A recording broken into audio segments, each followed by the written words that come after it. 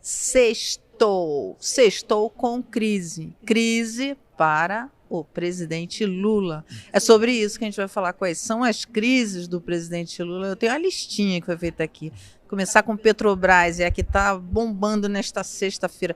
Ontem aumentou ainda mais as especulações sobre uma mudança na Petrobras.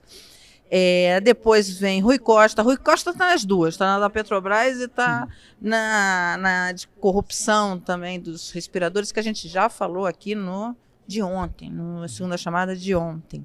Segurança, né? Crise na segurança, crise na saúde. Anísia Trindade, a ministra na frigideira. Aliás, a gente vai abrir um bloco aqui, a frigideira do PT, porque vamos combinar, tem gente nessa frigideira, hein?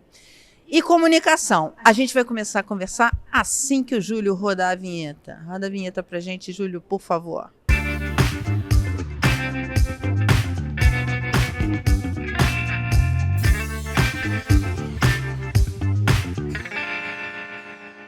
Hoje, o Segunda Chamada ainda está aqui no Senado, nosso estúdio aqui no Senado, que marcou a abertura da exposição do Orlando Brito. Você que está em Brasília, você já veio ver a exposição? Não veio? Venha. E você que é membro do canal, você já trocou os seus infopoints pelo Moleskine com foto do Orlando Brito? Enfim, é só você entrar lá na sua página, você que é membro do canal, pega os seus infopoints e troca com o Moleskine, pelo Moleskine com a foto do Orlando Brito. A exposição do Orlando Brito também está linda. Se você estiver em Brasília, venha ver. Se você não está em Brasília, venha no fim de semana, que a passagem é bem barata. Vamos lá, vamos começar o Segunda Chamada hoje. Olha aqui, eu estou com o Genésio, sempre muito elegante. Bosco, sempre com este olhar para mim de quem está esperando. O que vai sair? E com o meu companheiro aqui de muitos anos de CBN e que agora está no Correio Brasiliense. Olha, eu fui alertada aqui 500 vezes, falando assim, ele está no Correio, ele agora não está mais na CBN. Eu sei que ele não está mais na CBN, nem eu estou na CBN. Enfim, mas a gente trabalhou muito tempo junto lá, né? Nossa. Bem, qual crise a gente começa? Eu vou começar com Petrobras, vamos? Pode escolher a ordem alfabética, A, B, C, D. Governo que não tem crise não existe, né? É sinal que não está fazendo nada. Mas no caso da Petrobras, tem um ponto interessante, que é o seguinte, interessante para mim, né, que sou espectadora, não estou no meio dessa crise, que é o seguinte, é uma empresa importante para o governo e importante, inclusive, para a geração de caixa do governo. Porque o lucro da Petrobras é superávit na veia. É um dinheiro porque o governo ganha, porque é acionista da Petrobras, então ele ganha dividendos da Petrobras, ele ganha com impostos, é uma empresa muito importante, né, para o governo. E aí a gente está no meio ali de uma batalha e Prats está na frigideira do PT. Cai ou não cai? Olha, eu particularmente, pelo que eu sondei, pelo que eu vi, pelo que eu perguntei, a situação dele é bem difícil, bem complicada mesmo, né? Mas a política associada com a economia, ela dá nó e pingo d'água, né? Porque, particularmente, há indicativos muito fortes de que o presidente está muito insatisfeito com o cenário que foi se pintando, né? A dificuldade de Prats administrar a relação com o Ministério da Minas e Energia, com o Ministério da Casa Civil, porque o Ministério da Casa Civil talvez tenha mais ânsia pelos resultados de investimento da Petrobras, porque Rui Costa é o gestor do novo PAC. E o novo PAC, todos nós sabemos, que não tem grana suficiente para dar conta do que está previsto, né? Então, obviamente, ele sempre imagina e foi apresentado ainda no final do ano passado, as expectativas para os investimentos da Petrobras no próximo biênio e apontava um investimento vastíssimo associado ao novo PAC, né? E, obviamente, isso tem relação direta. Então, mais interessado pelo futuro dessa questão está envolvendo o Rui Costa até mais do que o Alexandre Silveira. E o que acontece é o seguinte, por conta dessa combinação, a situação se complicou muito para Prates, né? Porque Prates é, sem dúvida, um quadro extremamente habilitado. No meu comentário hoje, que eu enviei para várias rádios no Brasil, eu destacava que o Jean Paul Prates é provavelmente, até conversei com você ontem, o mais preparado presidente da Petrobras nos últimos 30 anos, praticamente. Nos últimos 25 anos, no mínimo. O Henri Philippe Rastoul, né, que foi indicado ainda no governo Fernando Henrique, foi um quadro que marcou época, né? Eu até conversei com você, pensei inicialmente que era o Renault, mas depois eu apurei, de fato, o Rastoul foi o anterior a Prates mais preparado para o cargo. Então, evidentemente que o Prates é extremamente preparado. Mas só que para o Lula, isso pouco importa. Ele, na verdade, está querendo investimentos, né?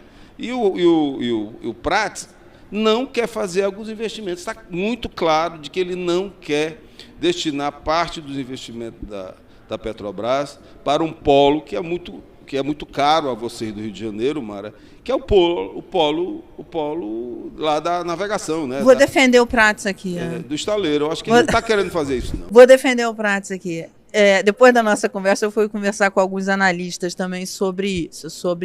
E o que me disseram é o seguinte, que Prates é ainda mais, ele tem um conceito, assim, ele é muito bem visto pelo mercado por ser muito eficiente, mais até do que o Felipe Rasto, que teve um momento muito importante na Petrobras, onde foi quando a Petrobras deu um salto. E ele é visto como ainda mais preparado. Mas qual é o problema? Os investimentos, quando ele pauta os investimentos pelo retorno da empresa, o retorno que esses investimentos vão dar para a empresa. E estão cobrando dele investimentos que não, por ser o controlador, o Estado e tal, então que sejam investimentos voltados para a questão social e tal. E o que me disseram foi o seguinte, olha, gente que estuda a Petrobras há muito tempo, falou assim, olha, a Petrobras já passou por problemas ali graves que mexeu na sua estrutura e que acabou afetando toda a economia. E quando você olha a empresa para ela dar lucro, para ela ser sustentável, para ela você vai arrecadar mais com ela, o lucro dela te dá, no caso do governo, vai te dar dividendos, vai te dar impostos e vai te dar royalties. É verdade. Entendeu? Então, o que eles falaram é o seguinte, olha, é uma peça muito importante, fora que é um catalisador de investimentos em outros setores. Disseminado. Exatamente. Você que conhece tão bem Mossoró e a Rota, você sabe que tem jotas de fúria. Esse negócio da Petrobras dá tanto lucro que no Brasil, os chamados campos maduros que existem lá na região de Mossoró, que são campos de exploração que a Petrobras não tem mais interesse, que são na terra, né? São na terra, né? Que no Brasil é raro, né? Não existe praticamente exploração na terra. Até esses campos maduros que a Petrobras não quer, dá lucro, para você ter ideia do que é o negócio. E quando enquanto Petrobras estava bem e tal, Mossoró bombou, teve um desenvolvimento incrível, né? Grandes investimentos, desde a área de comércio até fornecedores. Quando o Petrobras entra em declínio no governo Dilma, e os motivos foram outros do que estamos falando aqui, Mossoró sofreu enormemente. É verdade. A economia de Mossoró sofreu enormemente. Eu conversei com empresários de lá que estavam assim desesperados.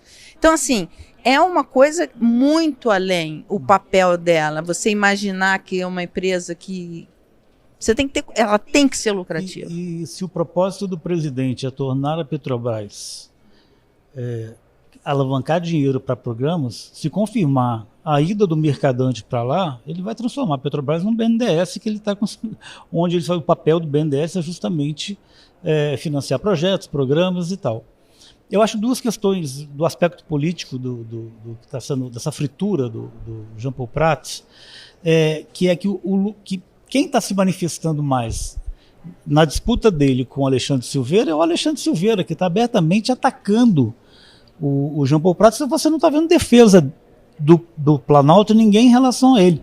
Eu não sei se aí tem um aspecto político. O Alexandre Silveira é muito próximo do Pacheco, do Rodrigo Pacheco, e o Lula tem todo o interesse em manter o Pacheco e o grupo dele perto, porque a informação que a gente tem é que o Lula quer o Pacheco candidato dele no governo de Minas. E é muito. As notícias vão chegando. Ontem é o fim do mundo o Mercadante ter ligado para o Prates e dizer: olha, eu fui sondado pelo presidente, mas não conversamos ainda. Quer dizer, praticamente Imagina você trabalha, nosso serviço liga um colega, Evandro, fui sondado. Fui convidado para o seu lugar, mas não tem nada fechado. Então tá bom. Ai, que bom que é livre, ninguém vai falar isso, né? Quer dizer, é um desgaste muito grande. Concordo que o Prates é um quadro técnico excelente. Como senador, fui relator dessa área toda. Eu lembro de parceria com o Serra, quando o Serra, também que é o Serra, projetos que eles trabalharam juntos. E agora você vê ser queimado por uma... Concordo que você tocou num ponto importantíssimo, Bosco, que eu vou jogar para você. Mercadante. Se confirmar Mercadante na presidência da Petrobras, a gente vai ver duas coisas ali, dois movimentos muito fortes. O primeiro é da interferência do governo, tá? Na empresa. O segundo é da qualificação do Mercadante para o cargo. Tá? Por quê? Vamos lembrar aqui que Mercadante, no plano real, foi Mercadante que disse para Lula, então candidato, que aquilo ali não ia dar em nada. Que foi o grande erro do PT. Para mim, o maior de todos. O grande erro do PT.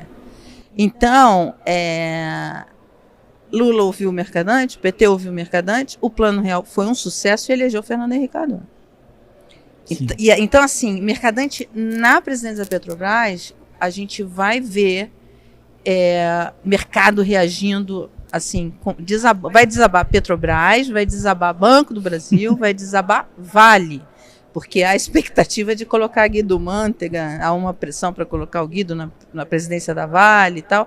Então, assim, você vai ver essas três ações caindo fortemente, que representam 1/4 do Ibovespa. Então você vai ver a bolsa desabando. Isso pode ser... Aí você vai falar, não, isso é coisa de especulador.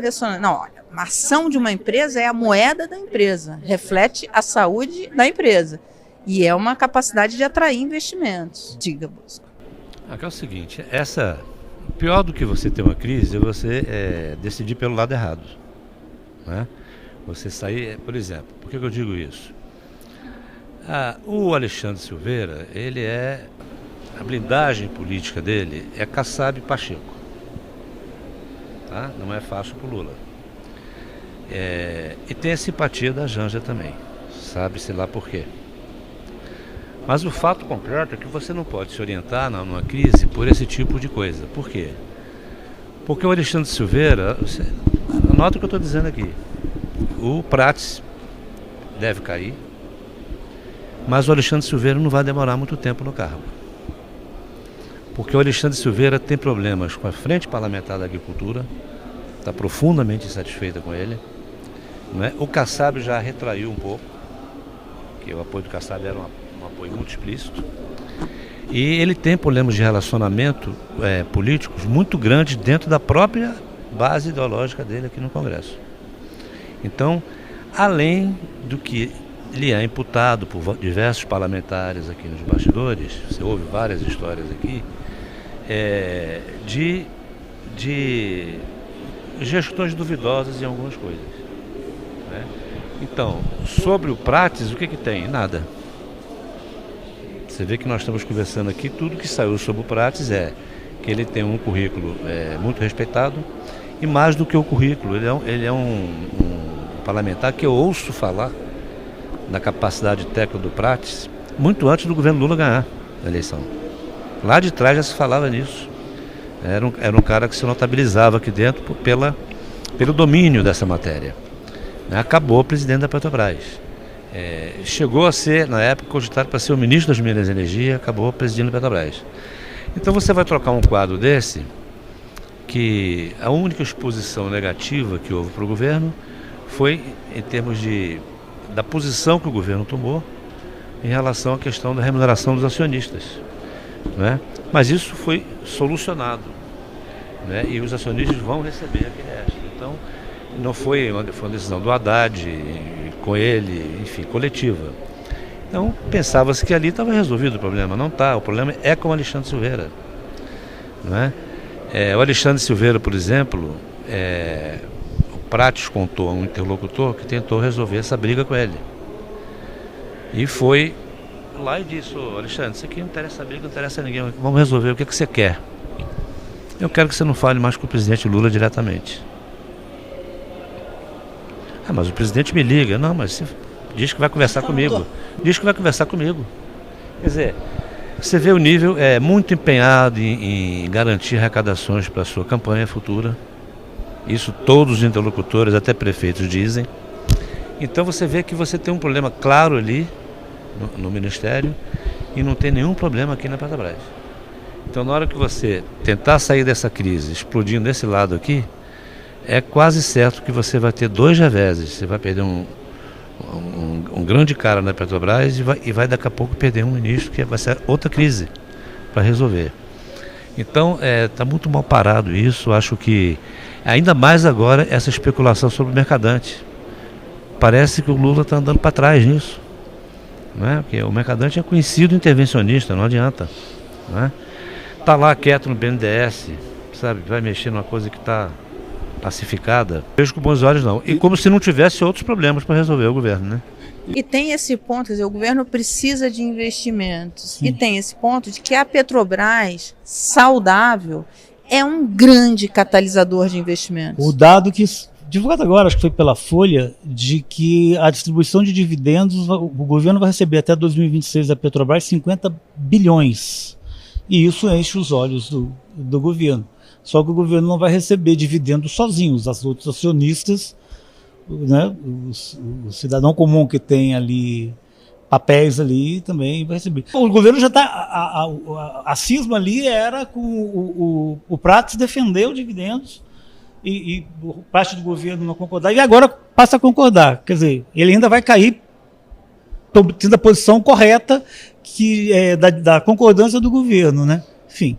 E quando vê esse pagamento de dividendos, quer dizer, o governo recebe, vai para o caixa. Tem 36% das ações são do governo federal. Sim. E você tem gente, você tem especuladores, tem, e no mercado de ações tem mesmo especuladores, mas você tem gente que comprou ações da Petrobras com FGTS. Sim. Trabalhador.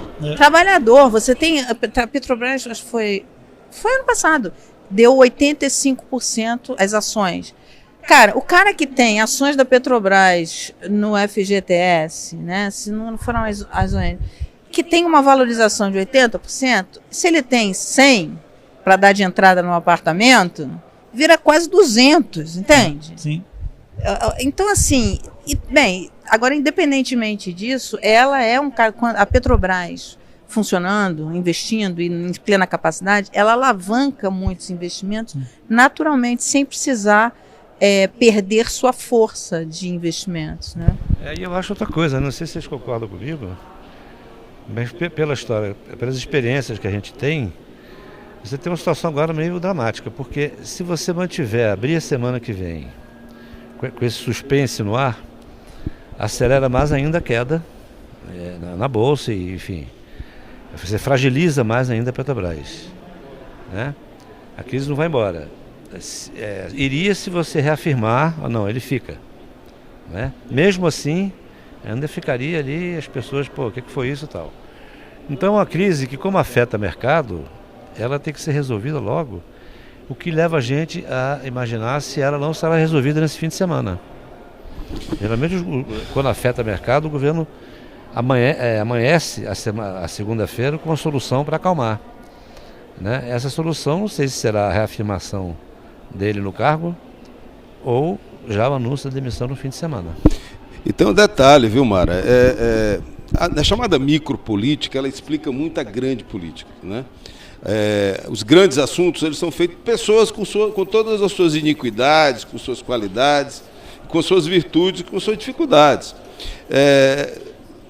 O seguinte, a Luiz Mercadante é famoso aqui em Brasília por aquele agente político que o Lula nunca quis perto. presidente Lula, quando nos seus 2 primeiros mandatos, não permitiu que a Luiza Mercadante assumisse nenhum ministério. Ele ficou aqui como líder do governo, né? Inclusive virou uma brincadeira aqui tinha um político muito brincalhão, um político veterano chamado Heráclito Fortes, que ele costumava, aqui em Brasília, ele costumava ficar sentado lá no cafezinho da Câmara, aí quando passava um político e não o cumprimentava, ele falava: "Sim, Mercadante, pois não, Mercadante, boa tarde, Mercadante." Ele tem uma voz assim, com toda essa sonoridade, né? Para brincar, para falar da falta de educação, da falta de cortesia, que era a marca de Aloysio Mercadante aqui. Então isso conta muito no jogo do dia a dia da política. Você falou de um dos problemas do ex-senador, hoje presidente do BNDES, que é exatamente o seu erro histórico, na época economista-chefe do PT, ao recomendar ao presidente Lula e ao próprio PT que desdenhasse o Plano Real. E existem outros momentos muito difíceis de Mercadante. Para você ter uma ideia, vazou agora nesses dias mais um ingrediente para o mercado ficar ranzinza, de que ele teria dito para o presidente que não conhecia muito do assunto, né? Não vou pensar porque não é minha área. Então, o Prats é um homem que fala 3 idiomas, ele faz roadshows pelo mundo inteiro, participa intensamente, deu recentemente uma entrevista de quase 40 minutos na Bloomberg, lá em Nova York, teve grande repercussão, né? Inclusive ele falou até da possibilidade do valor do barril do petróleo, mesmo com aqueles bombardeios que estavam tendo ali na Europa e da Ásia, naquele canal, né, o canal Suez, né? Então é um homem extremamente qualificado, extremamente preparado. É aquela história, tem que explicar para os russos como vai tirar Prats, né? Agora, me parece que essa questão aí, eu acredito que vai engrenar durante o final de semana. Eu avalio que não está, aparentemente, Prats está rifado. Mas eu não acredito que isso a gente possa bater o prego e dizer que está resolvido, ponta batida e prego virado. O diretor do programa disse que eu tenho que trocar de crise, então... Tá bom. Não, diretor, vou trocar de crise aqui. Vou trocar de crise, mas não vou trocar muito de personagem, porque é a crise do Rui Costa, que nós, inclusive, falamos aqui no programa passado, a gente falou sobre ele. Rui Costa, começa, Bosco. Olha, esse negócio do Rui Costa, a gente comentou do dia que explodiu e tal, né? De lá para cá, já dá para a gente dizer o seguinte: essa aí faz parte da guerra intestina, da guerra autofágica lá do PT dentro do governo. Por que eu digo isso? Porque esse assunto, primeiro, ele não é novo. Ele é um assunto que já vem lá de trás. O assunto do episódio dos respiradores que foram pagos e não foram recebidos quando o Rui Costa, então governador da Bahia, presidiu o consórcio Nordeste, que era o gestor dessa coisa da pandemia. Então, não era coisa nova e a notícia voltou agora também sem nenhuma novidade. É a mesma notícia de antes, não é? Então, quando essas coisas acontecem, a gente sabe aqui em Brasília que, sem prejuízo da gravidade da denúncia, tá? Mas a gente sabe quando ela volta assim, de repente, né, sem ter tido o que a gente chama de gancho, quer dizer, uma nova informação da Polícia Federal, algum avanço, alguma coisa que motive você a trazê-la de volta, é porque alguém trouxe. Alguém traz aquela notícia de volta e joga, porque é para, certamente, às vezes, um adversário para desgastar mais aquele personagem. De uma forma ou de outra, essa é uma crise séria, quer dizer, é um assunto sério, que o Rui Costa, em algum momento, vai ter que resolver isso, explicar, ou fazer a mala e ir embora, porque é um assunto muito grave, que já deu munição para a turma da oposição, especialmente os bolsonaristas, para gerar munição para essa campanha agora. Então você vê, o Lula está colecionando crises, o governo, no momento do start da campanha eleitoral. Isso vai ser fatalmente usado, porque como a gente vai ver aqui, tem outras crises. Então essa do Rui Costa, ela certamente está sendo movimentada por adversários internos dele, que não são poucos.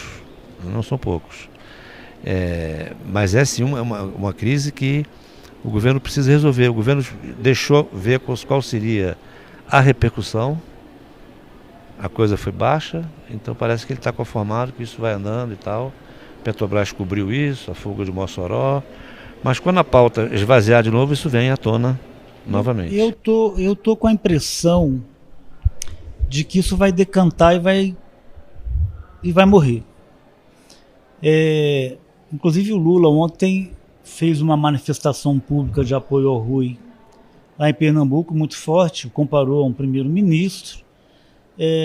A gente que é jornalista, a gente dimensiona o tamanho de uma denúncia, de uma revelação séria, grave, concordo, se o resto dos colegas dos veículos entraram na história. E eu estou com a impressão, João, posso estar enganado, de que não teve adesão um determinado veículo que deu, foi o UOL, o colega Aguirre Talento, que deu o furo e tal. E é isso que você falou, não é uma coisa absolutamente nova, é um assunto lá da pandemia, que, enfim, não sei a extensão disso, onde vai. Eu acho que o governo vai deixar isso. O que a gente discutiu no programa passado foi exatamente isso. Independentemente, a gente não discutiu a corrupção, se houve ou se não houve, sabe, João? Não é isso. Independentemente disso, a questão do Rui Costa, quer dizer, não vai aparecer outra coisa, porque, como o Bosco colocou, foi gestado, se requentou essa matéria por conta do desgaste dele. Sim. Será que isso está resolvido? A situação dele está pacífica e tal, ou não? Ou vai voltar algo na frente? O governo já viveu uma crise com o ministro Juscelino Filho, que foi uma sequência de denúncias contra ele, que chegou uma hora que o Lula, imaginava que o Lula fosse... ele teve aquela questão de viagem, gastos e emendas com família na região dele, no Maranhão e tal. E isso que eu achei que teve muito mais caldo na imprensa e teve notícias novas a cada dia, e acabou que isso foi superado e o Juscelino ficou. O Rui está concentrado nesse episódio dos respiradores e tal. Não, se aparecer coisa nova, evidentemente que pode... Sim, essas coisas, é isso que o Genésio falou, né? O Genésio, o Éboli. E vou acabar na guerra aqui, hein? Eu chamei. Eu não tenho, foi sem querer. Eu não sou esse estilo todo. Olha, eu acredito. Obrigado pela confusão. Né? Você antecipou uma treta. Eu fiz o que não podia acontecer, né? É a lei de Murphy, né? Mas isso que o Éboli falou é real. Você, às vezes, a consequência política de uma denúncia, ela às vezes não vem necessariamente pela gravidade da denúncia, mas da repercussão que ela tem. Se você conseguir fazer de um delito menor, vamos supor que diante de um desvio de dinheiro para respiradores na pandemia, uma passagem emitida ilegalmente, né, é um crime menor, um delito menor. Mas de repente ela tem uma adesão maior, uma consequência maior, por causa das circunstâncias daquele momento, porque às vezes o contingente político que quer ver aquela pessoa fora é muito maior do que você imagina, não é?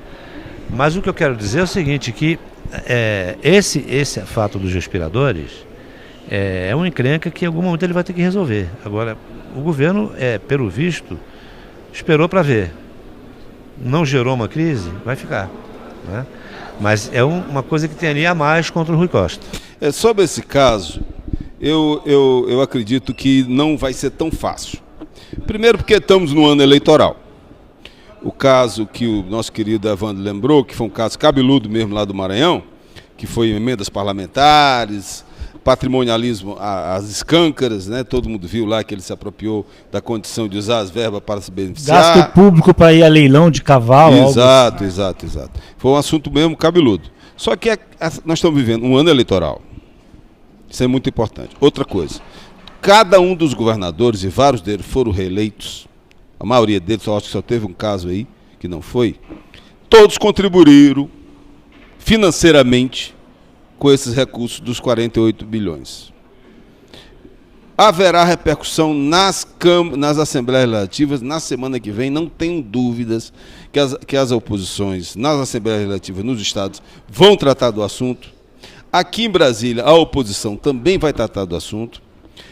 Nós temos que ver que o caso lá do ministro Juscelino era um parlamentar do Centrão, né, que tem uma coxa aqui, um colchão de que eles usam muito para se defender.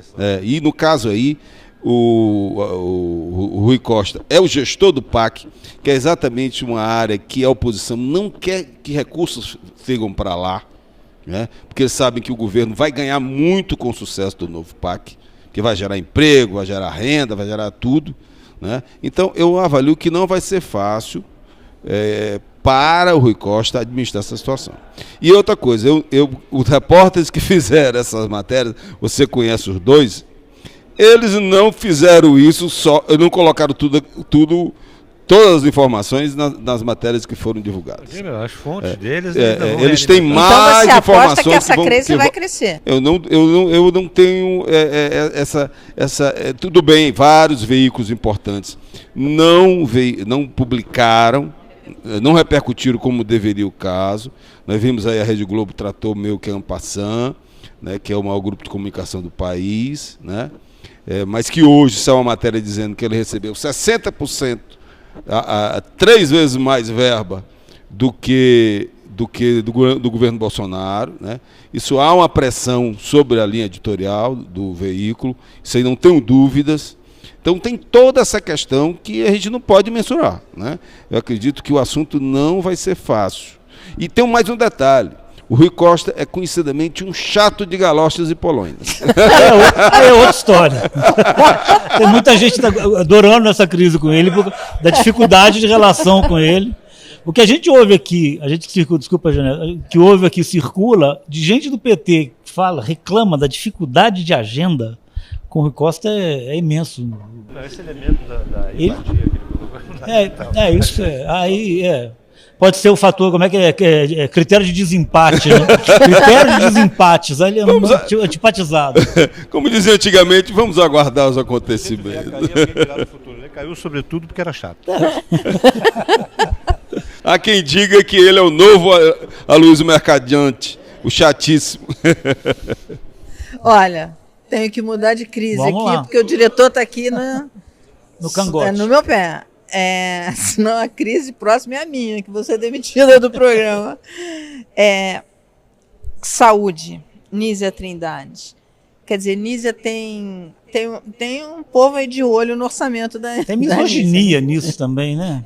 Ninguém está falando disso, né? É verdade. É verdade. Também, só porque é mulher e tudo mais. O presidente fazê-la ou não chorar numa reunião é cruel. Né?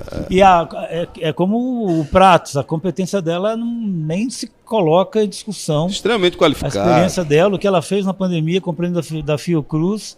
E agora a gente está lendo que estão querendo trocar o tal do fogo amigo que o Bosco falou ali. O PT, não basta o Centrão estar de olho no cargo dela, o PT já está querendo, hoje a notícia que está querendo derrubar o Swedenberg Barbosa, que é o secretário executivo, que é um especialista em saúde.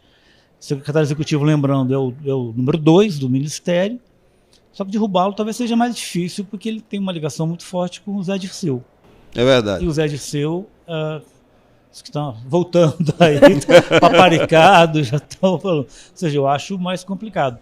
E acho lamentável, né? Enfim, não sei, eu acredito também que já tenha passado o pior momento dela.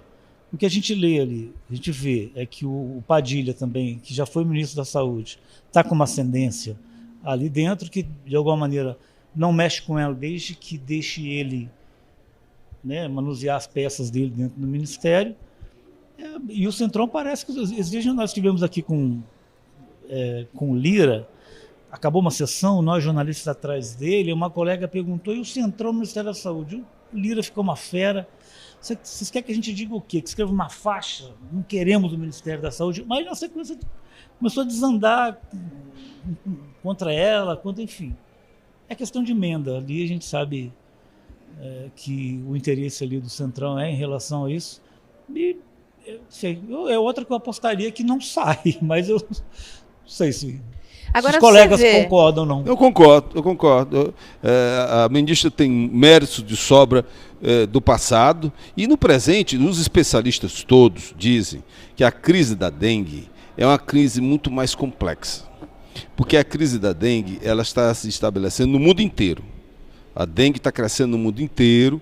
Nas Américas cresceu muito, eu não tenho esses índices aí. mas a OPAS recentemente divulgou números nesse sentido. Países frios que antigamente não tinham dengue estão tendo dengue. O buraco é mais embaixo da questão da dengue. Não sei se vocês perceberam, os ricos só botam energia para fazer grandes vacinas quando os ricos começam a morrer. Então, quando a dengue está começando a chegar no hemisfério norte, pode ficar certo que a produção de vacina para a dengue vai aumentar extraordinariamente na próxima leva. É uma doença que vai ser encarada pelos ricos da mesma forma que foi o Covid. Porque a questão da dengue não é matar. Tudo bem, morreram aí 1.000 pessoas, né? Infelizmente, que Deus o tenha. Eu não sou pagão, então que Deus o tenha. Mas a verdade, Evandro, é que a dengue, ela gera um problema econômico, Bosco. Porque as pessoas deixam de trabalhar. Então, quando você deixa de trabalhar, reduz a produtividade das empresas.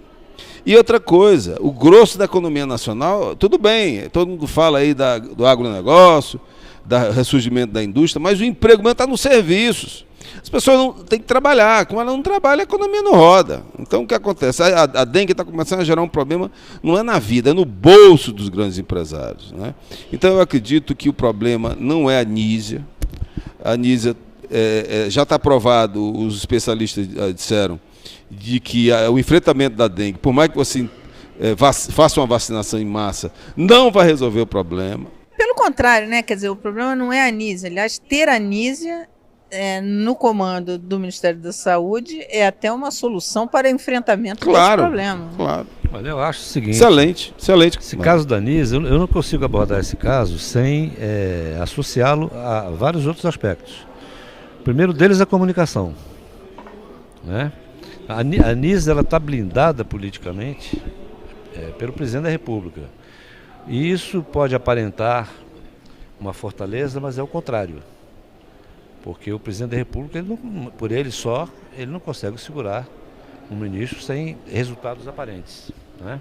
Ou sob pressão política. O presidente blinda, mas espera que aquele ministro crie as condições para deixar de ser vulnerável, né? O que está vulnerável na Anísia? A Anísia está abandonada pelo PT, pelo governo, por todo mundo. É uma mulher largada ali. É uma pedra preciosa que eles deixaram lá sozinha. Não há estrutura de mídia para ela, não há estrutura de comunicação para a Anísia, não há apoio político a não ser a oratória do presidente Lula quando a pressão sobre ela aumenta. Depois cai no vazio. Então o que você tem? A Anísia está fazendo um trabalho muito grande, muito importante sobre a questão das vacinas, mas o principal não há uma campanha dizendo. Não só essas questões que foram trazidas aqui, mas as pessoas não estão indo se vacinar. As pessoas, um grande contingente, está provado, está ainda com a coisa da Covid resistente a ir se vacinar. Quer dizer, aquela cultura de vacinação que o Brasil teve durante um século, né? Que Bolsonaro quebrou. Verdade. Então, por exemplo, é verdade, surgiu na ditadura, inclusive. Então você vê aí, a gente vê no noticiário da televisão o secretário de saúde dizendo, gente, o posto está aqui, tem vacina, e o posto vazio, né? Então enfrentar a dengue não é só uma questão de vacina, é uma questão de comportamento, de você ir se vacinar, mas também, sobretudo, o comportamento da população está na causa da doença. Ou seja, não adianta você vacinar em massa se o sujeito deixa a água podre ali na casa dele, se o outro não cuida da piscina dele, etc. Então, é um trabalho também de conscientização. Mas cadê a comunicação do governo? Não tem. A Anísia agora está enfrentando... a comunicação, porque a questão da comunicação é o seguinte, eu recebo todo dia dados e releases muito bem feitos. Eu conheço bem a assessora de comunicação da Anísia, é uma jornalista, era da Fiocruz, e eles fazem um trabalho muito, muito bom de informar a gente e tal, mas não tem a lacração, não tem, é muito técnico. E não tem uma estrutura, exatamente, você não tem uma grande campanha de vacinação, uma grande campanha que mostre essas coisas. Quer dizer, ele se restringe ao trabalho da assessoria de imprensa dela, que faz um trabalho hercúleo para fazer. Olha, para você ter ideia, começou ontem, hoje é sexta, né? Começou quarta-feira. a vacinação nas escolas municipais de São Paulo, que é a maior cidade do Brasil, mais rica, mais poderosa. Começou a vacinação lá, Bosco. Olha, na minha avaliação, o governo tinha que ocupar o chamado TikToker da vida, os TikTokers da vida, os influencers da vida, da área do TikToker, e bombardear a informação nesse sentido. Eu perguntei para meus filhos que acessam o TikTok se tinha alguma coisa lá. Tinha nada. Você não acessa o TikTok? Eu tenho que entrar. Isso aqui é um... Não vou falar nada também. Eu evoluí, eu estou na hora do motorrádio. Ô, Mara, motorrádio. deixa ser. Não, essa questão do sapato é depois, porque a gente tem uma disputa de sapatos aqui que vocês vão ver. Né? Isso aqui é fazer um sucesso no TikTok. Mas César que entende de Guanuía, Genésio não faz sucesso no TikTok? Mas então, assim, a gente sabe que, por exemplo, conscientização da população é um trabalho que vai além da ministra. Exatamente. É um trabalho de governo. É um trabalho de governo, exatamente. Né? Então, quem todos nós aqui já orbitamos aí de uma maneira ou de outra, nesses ambientes de assessoria, de ministério e tudo, a gente sabe que a assessoria pode fazer um trabalho maravilhoso, mas ela precisa contar com a estrutura de governo para ir além disso, não é? Por exemplo, uma campanha, você tem que pôr agilidade nela. Pôr dinheiro. Ela tem um time para ser feita. Quem é que centraliza isso? O Palácio do Planalto, Presidência da República. Isso está tudo centralizado hoje no Palácio. Pois é, mas não solta. Quer dizer, você não tem uma sinergia ali. Então vamos passar por uma outra crise. Só para fechar a Anísia está agora enfrentando a máfia dos hospitais federais do Rio. Isso, e que máfia, hein? Vem cá, está sozinha. Eu queria só falar da Anísia rapidinho em relação à questão da vacinação, que o resquício ainda é forte da campanha antivacina do governo do Bolsonaro. Teve uma reunião muito interessante recente aqui de um grupo criado no Ministério da Saúde com a frente parlamentar que combate esses ataques à vacina. Tem uma frente parlamentar aqui no Congresso. Teve uma reunião entre eles e foi criado um grupo no Ministério da Saúde também para combater fake news em relação à vacina. O governo ainda tem que lutar contra esse tipo de... Além de mobilizar, de conscientizar e tal, você tem que... Porque às vezes isso vai ser... O país está dividido e essa é uma das crenças surgidas no governo Bolsonaro que não sei se vai... Né, vamos deixá-las, transferiram da Covid para a dengue o mesmo receio, eles estão conseguindo verdade. incutir na cabeça das pessoas e por isso os postos de saúde estão vazios e o governo não consegue ter dificuldade de vacinar. É evidente, tem que fazer uma campanha, tem que tentar quantidade, tem que ir para o TikTok, mas enfim, e os lacradores do lado do Bolsonaro. Exatamente, banalizando a importância. Banalizando. A Covid você põe em dúvida se aquilo adiantava ou não, né? Aqui você põe assim, isso aí é dengue, isso aí fica 3 dias de cama, está resolvido. Então você banaliza a importância da vacinação, entendeu? Porque são duas maneiras de você desacreditar o método científico, né? Quando você tem o luxo de ter no Ministério da Saúde, nesse momento, a maior especialista nessa área de prevenção, né?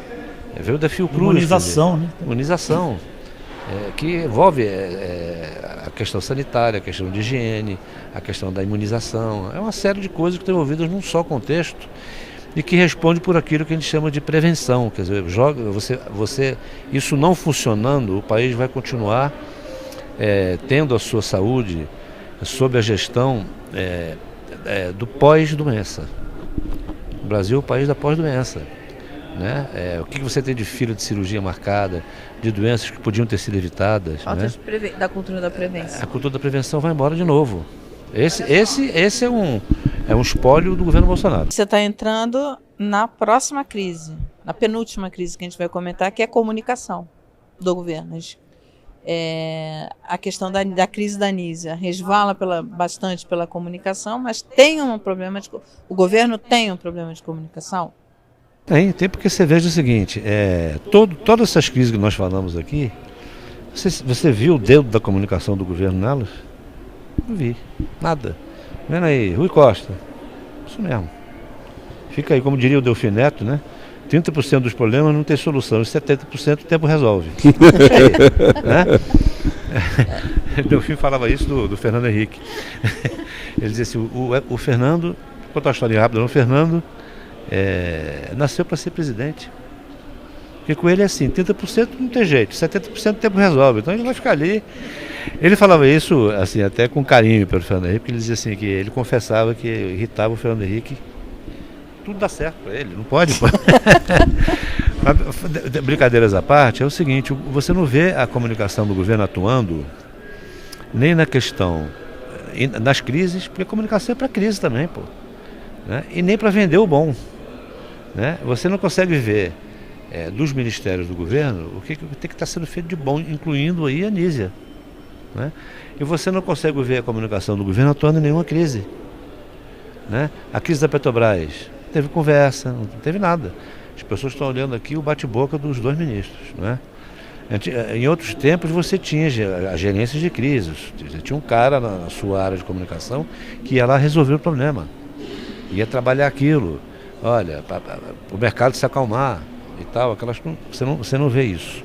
Você não vê na questão de Mossoró, por exemplo. A própria popularidade do presidente, porque o primeiro ano do governo Lula foi um ano, sob o ponto de vista econômico, muito bom. Mostrei o dado aqui. Uma alta de 85% da Petrobras.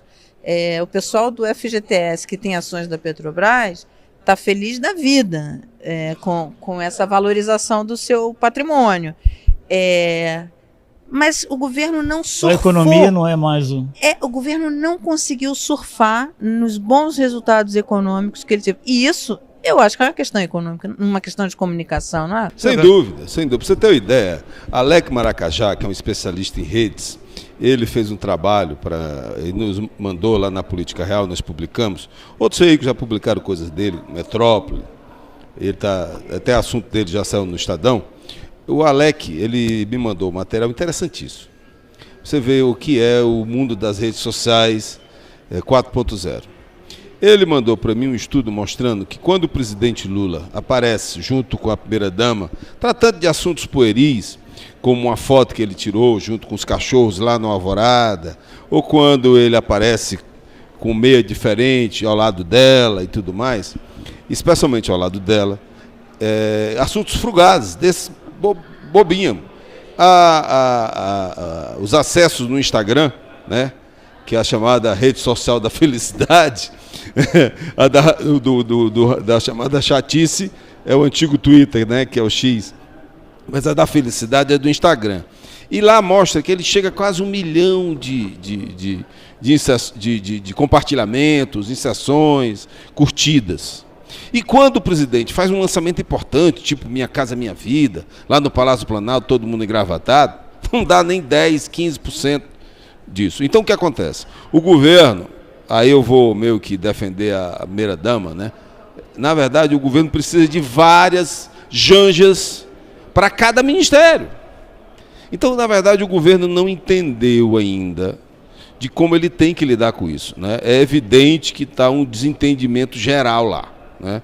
O fato da primeira-dama gostar do assunto e não ter cargo para se envolver no dia a dia. Obviamente ela tem indicados, né? Se sabe que ela tem indicados dentro do governo, isso aí é público e notório, mas a verdade é que o governo tinha que entender que ele precisava ter uma janja para cada...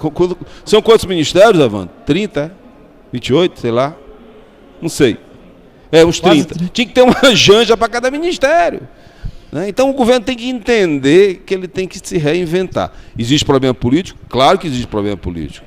Mara, para você ter uma ideia, você falou de índices e números. A sociedade brasileira, ela não se contenta mais com o que está sendo ofertado para ela.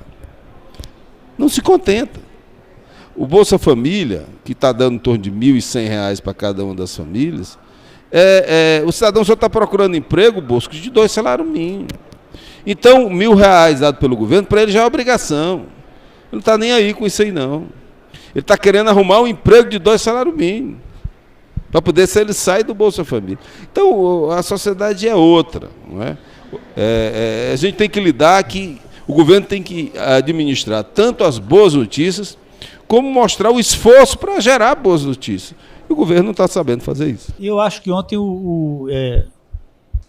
há algum tempo eu não via, não sei se vocês viram a imagem, vou voltar essa imagem do Lula ontem em Pernambuco. Há algum tempo eu não vi o Lula numa felicidade, numa descontração, para usar um termo pinto no lixo do Jamelão, né? Ele cantou, tocou, fez piada. Quer dizer, eu acho que o Lula é um grande comunicador. Concordo. Quando se fala nessa coisa da crise da comunicação, eu tenho meio dificuldade, o que se pode fazer? Ainda mais tendo como ministro da comunicação outro petista com problemas de empatia, que é o Paulo Pimenta. Tem sérios problemas nisso. E a gente sabe que lá na SECOM, a Secretaria de Comunicação do Palácio do Planalto, já está um amontoado de profissionais dessa área de rede social e que não estão conseguindo fazer deslanchar o sucesso do governo, sucesso no sentido de as boas práticas, o governo está conseguindo, a economia e outros avanços nas outras áreas, não está conseguindo chegar para as pessoas. As pessoas estão com problema, e vai o Lula falar disso agora, parece que o Lula está comedido em tratar de temas que não chegavam às pessoas. Israel e Venezuela agora já resolveu dar uma virada também. As pessoas estão. O arroz está caro, o feijão está caro, as pessoas na ponta querem saber disso. Apesar do avanço da economia, tem uma inflação de alimentos aí que ainda está por crise externa, dificuldade, enfim, que ainda eu acho que vai chegar uma hora que isso vai reduzir. Mas eu ainda acho o Lula o comunicador do governo. Se aquele evento que aconteceu ontem, o Lula repetir isso por aí, talvez possa, não sei, como é que vai refletir também em audiência do governo, em melhoria da popularidade, do aspecto positivo, da avaliação positiva do governo. Mas eu acho que é o Lula sair mais mesmo para a rua, como disse, sair do palácio de terno e gravata e colar na Janja e fazer mais... Mas você vê o seguinte... Janja é muito bom. Mas até, por isso mesmo, até o presidente, por ter esse perfil todo... você tem que preparar a bola para ele. Vocês viram agora o que o Eduardo Paes fez no Rio, né? O que o Eduardo Paes fez? Ele fez aquela coisa da escola de matemática, fez o marketing dela, né? Veio o Lula, pegou o Lula, botou o Lula para ir lá inaugurar e o Lula foi um sucesso. Com jovens. Quer dizer, ele trouxe o cara, como disse o Evandro, que é o cara que sabe comunicar, é o chacrinha dessa brincadeira, que é o presidente Lula, e levou lá para fazer o merchandising dele, do Paz de Andrade. Agora você não vê o governo fazendo isso. Esse é que é o ponto. Você vê o seguinte, você tocou num ponto muito importante. Eu acho muito complicado você ter um secretário de comunicação, quer dizer, o chefe da SECOM, um parlamentar. Eu acho isso muito problemático, inclusive quando você tem uma circunstância de um partido que briga, cuja característica é brigar o tempo todo. Aí você tem um deles chefiando a comunicação. Você imagina o que não é esse pandemônio ali dentro. Segundo, é um homem de uma geração que não tem qualquer intimidade com esse mundo digital. E não faz questão de esconder isso. Quer dizer, você pode não ser uma pessoa de uma geração digital e saber montar uma equipe que vai botar aquilo para funcionar. Aliás, as intervenções que ele fez nas redes foram muito criticadas. Aquela do Tok-Tok, a história do... Sim. Por quê? Né? A do Tok-Tok foi um desastre. Porque está fazendo com a cabeça de parlamentar. É como se ele estivesse no partido dele provocando outro partido. Isso não é comunicação social de governo. Então, primeiro esse ponto aí. Segundo, a total falta de sinergia que decorre também disso. Porque você veja, me parece que existe uma intenção desse governo, uma prática ali de controlar as informações dos outros ministérios. Acho que você tocou num ponto que é fundamental. Essa concentração e controlar. E aí a gente volta na história da Anísia, por exemplo. Pois é, que ele mencionou aqui. Então, quer dizer, por que os ministérios, parece que os ministérios não têm autonomia para fazer a sua própria comunicação. Eu vou me lembrar aqui do governo Fernando Henrique Cardoso, quando você tinha lá a Ana Tavares como secretária de comunicação, que é quem conheceu a Ana e todos nós conhecemos e transitou ali, sabe que ela era centralizadora, muito centralizadora. A Ana tinha antena em tudo que é canto. No entanto, ela não usava isso para controlar a assessoria dos outros ministérios. Ela usava isso para criar uma sinergia, para que não houvesse contraditório nos trabalhos de comunicação em relação à linha de governo. Mas cada ministério, você ia no ministério, você resolvia toda a sua vida lá, sem nenhum problema como jornalista. Hoje você não tem isso. Inclusive na relação com jornalistas, a Ana Tavares era muito acessível, a gente sempre que precisava conversava com ela, e desde o repórter ao chefe de redação, todo mundo tinha acesso a Ana. A dificuldade que você tem hoje, eu ouço de vários colegas, não sei se vocês avalizam isso, a dificuldade de chegar na assessoria de imprensa dos ministros. Em alguns casos até não se consegue saber quem é o assessor de imprensa. Tal a distribuição de cargos, né? Eu notei que no site do governo é muito raro você encontrar nomenclatura assessoria de imprensa. Você encontra coisas do tipo chefe de cerimônia, não sei de quê, coordenação disso, daquilo. Mas aquele carinha que você fala assim, quem é? Você não vê ali, salvo 3 ou 4 exceções. Então, evidentemente que isso está uma coisa, não vou nem chamar de desorganizada, porque eu acho que precede. Não foi organizada ainda a comunicação do governo, essa é a verdade. Esse é um dado importantíssimo. O governo passou em torno de 6 a 7 meses fazendo uma limpa geral, porque o núcleo de mídia da SECOM foi totalmente desmontado, né? Ele praticamente não existia, o governo focava basicamente em dirigir recursos durante boa parte do governo para mídias sociais. No final, quando o Centrão começou a mandar lá e tudo mais, eles viram que tinham que dar uma modificada, mas mesmo assim o governo, quando assumiu o novo governo, passou aí quase 7, 8 meses para fazer uma limpa no núcleo de mídia. Então foi um processo de reorganização muito grande. O governo criou várias redes, viu, Bosco, de zap, de vários ministérios que foram criados, que você pode se inscrever e tudo mais. Como disse a Mara, eles geram conteúdo, mandam para a gente. O problema todo está sendo a forma, eu avalio, viu, a nossa experiência aqui, que eu estou achando o governo muito ranzinza. Né? Muito ranzinza. E o jovem, ele não gosta de ranzizice. Então, comunicação para jovem, ela tem que ser uma comunicação solar, né? Sempre na perspectiva, sempre em projeção, né? Sempre provocando a esperança, mas não uma esperança boba, vou fazer, não, uma esperança real, né? Então a gente vê muita dificuldade, vê uma ranzizice. O ministro Paulo Pimenta, com quem eu me dou muito bem, inclusive é um parlamentar qualificado, foi aqui um parlamentar valoroso, né? Mas ele era da DS. A DS é uma tendência, para quem não conhece a política do PT, é uma tendência extremamente ranzinza, né? Briguenta, porque ela brigava dentro do próprio partido, brigava muito. Então, o que acontece? Nós temos que ter uma postura mais solar, mais leve, né? Olha o que eu posso te dizer. Mas aí está um ponto que o Bosco falou aqui, que é um parlamentar na SECOM.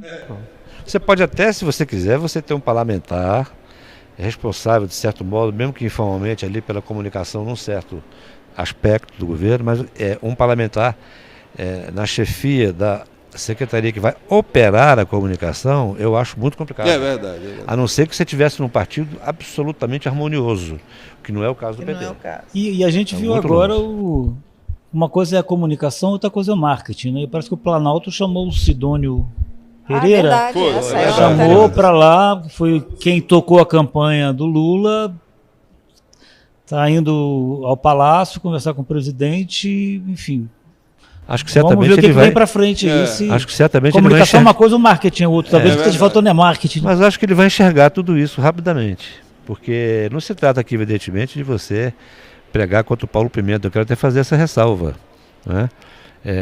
Parece que tem que trocar o Paulo Pimenta. Eu estou falando uma coisa conceitual que eu acho que, uma vez não adotada, pode ser uma das causas grandes desse descompasso, porque acaba ficando partidário, o foco dele deve estar muito. É impossível que um parlamentar do PT hoje dentro do Palácio Planalto não esteja com a sua atenção dividida entre várias coisas, né? E comunicação é foco. E principalmente no ano eleitoral. Né? Olha, Rapidez, agilidade. Eu me lembro assim, por exemplo, olha que coisa, né? Vamos por caso de Mossoró. Você, para mandar um ministro da Justiça ir ao Estado, né? Sem você ter a garantia de que a coisa está para ser resolvida, é você jogar o ministro no fracasso. O cara vai, passa no 5 dias, ela volta e não aconteceu nada. É aquela dúvida cruel que fica, né? Vai ou não vai? Sempre quando tu tem uma Sim, mas você tem catástrofe, se a autoridade não comparecer, é criticada. Não, mas Quer dizer, você sabe que concordo contigo. Você tem gente que opera. Fica lá, olha, não é para ele vir não. O negócio está muito ainda incipiente. O ministro pode falar daí, quer dizer, ele pode falar daqui. Agora, para ele ir ao local, tem que ter uma boa informação. O cara tem que dizer, ministro, pode vir, porque é questão de horas. Já que falou em Mossoró, a gente já tem que encerrar o programa e vamos falar da última crise, que é segurança. Posso começar? Pode, faz favor. Eu acho, enfim, o governo respira aliviado com a recaptura dos 2 foragidos da penitenciária. Foi para o ministro Lewandowski, muito especial, evidente, um alívio. Foi um acerto muito grande e não foi vimos que não foi uma operação fácil. Dizem que o Genésio até acertou ontem aí o roteiro de fuga. A Polícia Federal se baseou no roteiro do Genésio, nós temos certeza não tenho dúvida disso. Quer dizer, e a gente que cobra aqui o Congresso, a gente viu, aqui existe a bancada da bala, eles estavam com 8 requerimentos de convocação do Lewandowski só por conta de Mossoró. Ou seja, derrubou o discurso da bancada desse grupo que atua na Comissão de Segurança Pública, que o Flávio Dino veio, todo mundo acompanhou mais ou menos como é que funciona ali. E isso para o governo foi um ganho muito grande. Desmobilizou essa oposição ferrenha, que é a mais dura do bolsonarismo, que é o grupo armado do bolsonarismo. É o grupo que viu ali, não é? Enfim, matar qualquer... Que é até interessante que quem preside a comissão hoje é o Alberto Fraga, que ele pediu para suspender, inclusive, as convocações. A terminologia bancada da bala, que ele defendeu, ele defendeu o Lewandowski, que falou, olha, ele assumiu, o fato ocorreu uma semana depois que ele assumiu. Atribuir a ele qualquer responsabilidade, não dá. E a turma meio, mas acatou.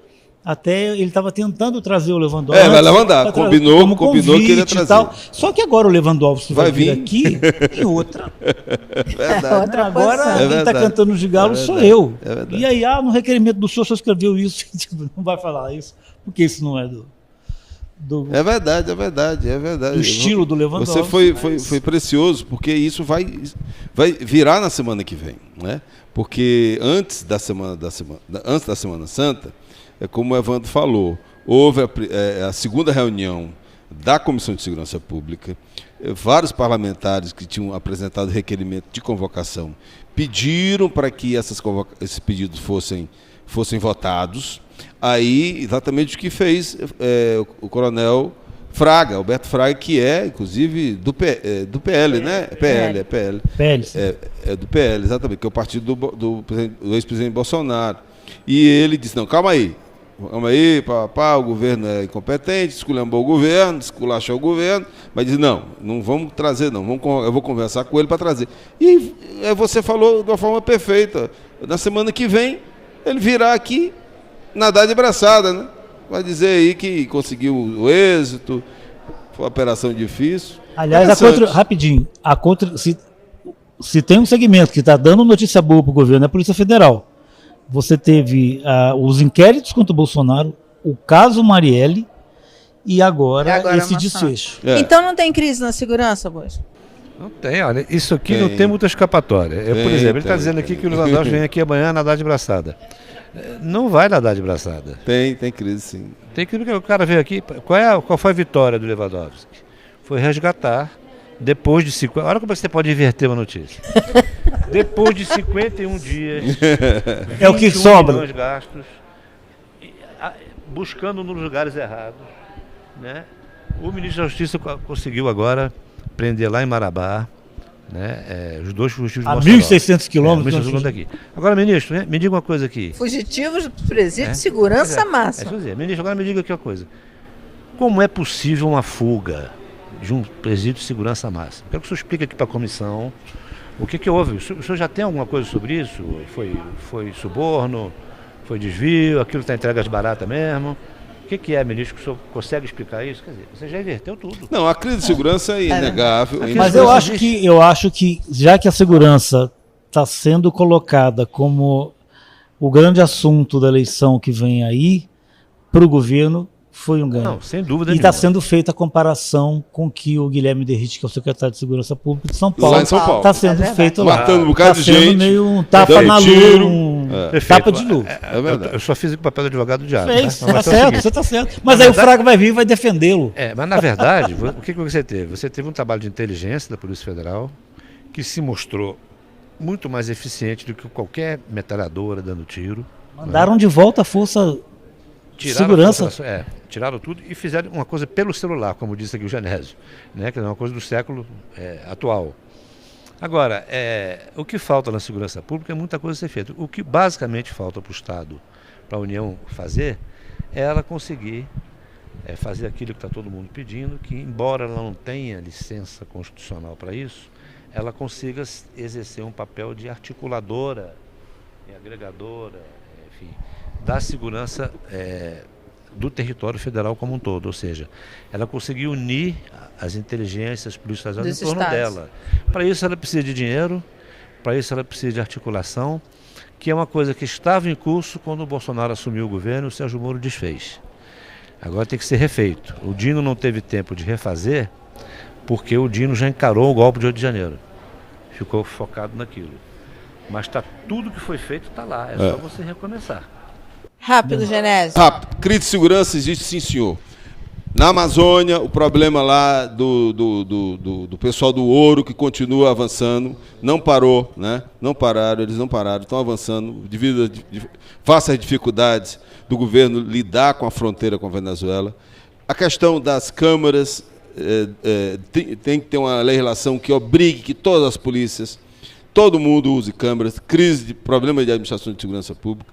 O caso de São Paulo está chamando muita atenção, né, a condução que está sendo feita. Né? Nós estamos vendo aí que lá em São Paulo um capitão está querendo fazer uma intervenção para tirar os coronéis que ele não gosta. Né? Então, nós temos esse problema. Outra coisa, a discussão sobre a integração da inteligência das polícias é um caso seríssimo. Nós comentamos aqui sobre o fato de que a Polícia Federal ficou em silêncio quase 10 dias na relação com a Polícia Militar do Rio Grande do Norte, o que deixou entender de que havia uma crise de segurança, né? Uma crise de confiança entre a Polícia Federal e a Polícia do Rio Grande do Norte. Então, existe sim uma grave crise de segurança no Brasil. Isso que você falou, vocês vão ter que voltar aqui para a gente voltar a esse assunto, porque isso ficou claro, por exemplo, no caso Marielle, no Rio. Sim.